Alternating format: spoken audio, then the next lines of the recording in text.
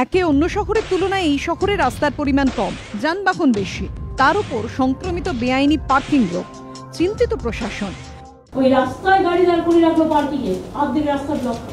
সুতরাং আমরা যেটা করবো, বিবিধা ধর্মতলা, আমি শোভন পার্কে আমার সাথে ছিলাম, আমি কতগুলো জায়গা দেখিয়ে দিয়েছি যে আমরা নিজেরা ওখানে মাল্টি টাইপ অফ যেটা পার্কোম্যাট তৈরি করবো। বিভিন্ন জায়গায় বেআইনি পার্কিং এর জন্য কমে যাচ্ছে রাস্তার অংশ, বাড়ছে যানজট, দুর্ঘটনা। দাওয়াই দেওয়ার চেষ্টার কসুর করছেন না মুখ্যমন্ত্রী, কিন্তু রোগ ছড়িয়ে পড়েছে শহরের বিভিন্ন প্রান্তে। কেয়াতলা রোড, গোলপার্ক থেকে সাদার্ন অ্যাভিনিউ ধরে গেলেই চোখে পড়বে রাস্তার পাশে পার্ক করা প্রচুর গাড়ি। রীতিমতো পার্কিং সামলাচ্ছেন এক ব্যক্তি। কথা বলতেই পরিষ্কার হলো সব বেআইনি। আপনি স্লিপ আমি কি পার্কিং করি? আমরা সবাই তো বলছি আপনি পার্কিং নেন না, আমি দেখো আপনাকে সবকে দেখি। 20 টাকার নোট কেন? হ্যাঁ, 20 টাকার নোট, বা 20 টাকার নোট থাকবে না আমার বাড়ি থেকে খাওয়া। হ্যাঁ, প্রশ্নের মুখে এই ব্যক্তি যখন বেআইনি পার্কিং এর কথা অস্বীকার করছেন, তখনই হাটে হাড়ি ভেঙে দিলেন এক গাড়ির চালক। হ্যাঁ, বলুন কোথায় পার্কিং করবেন? হ্যাঁ, বাধ্য হয়ে পার্কিং সামলানো ব্যক্তির স্বীকারোক্তি 5-10 টাকা নেন মাত্র। ওই 10 টাকাই দিত। আচ্ছা, এখন কিছু না, 5 টাকা 10 টাকা না।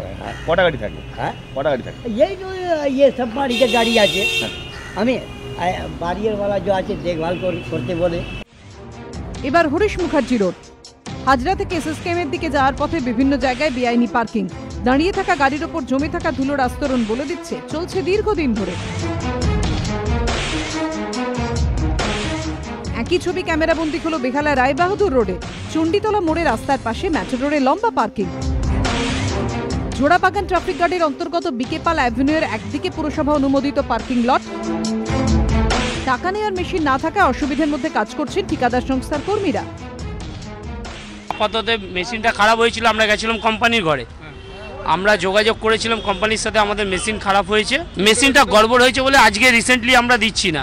আমি বলেছি কোম্পানির সাথে কথা, মেশিনটা ভালো হলে আমরা দিয়ে দেবো। রাস্তার একদিকে যেখানে বৈধ পার্কিং, অন্যদিকে অবৈধ, অভিযোগ স্থানীয় বাসিন্দাদের। একদিকে অফিসিয়াল পার্কিং, একদিকে আনঅফিসিয়াল পার্কিং। দুদিকে পার্কিং, সেটাতে কতটা বিপদের কারণ?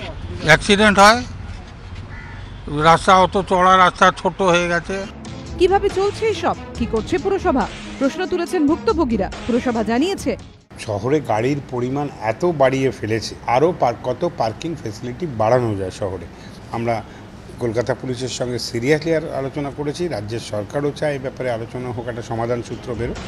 পরিসংখ্যান বলছে রাজধানী দিল্লিতে যান চলাচলের রাস্তা শহরের মোট আয়তনের 26%, কলকাতায় এই হার মাত্র 6%। বেআইনি পার্কিং লট যদি সেই রাস্তাও দখল করে নেয়, তাহলে মানুষ চলবে কোথা দিয়ে? মুখ্যমন্ত্রীর হুঁশিয়ারিকে যদি এভাবে উপেক্ষা করা হয়, তাহলে কিভাবে কমবে দুর্ঘটনা? প্রশ্ন শহরবাসীর। নিমাই পান্ডা, হিন্দোল দে, অর্ণব মুখোপাধ্যায় রিপোর্ট, এবিপি আনন্দ, কলকাতা।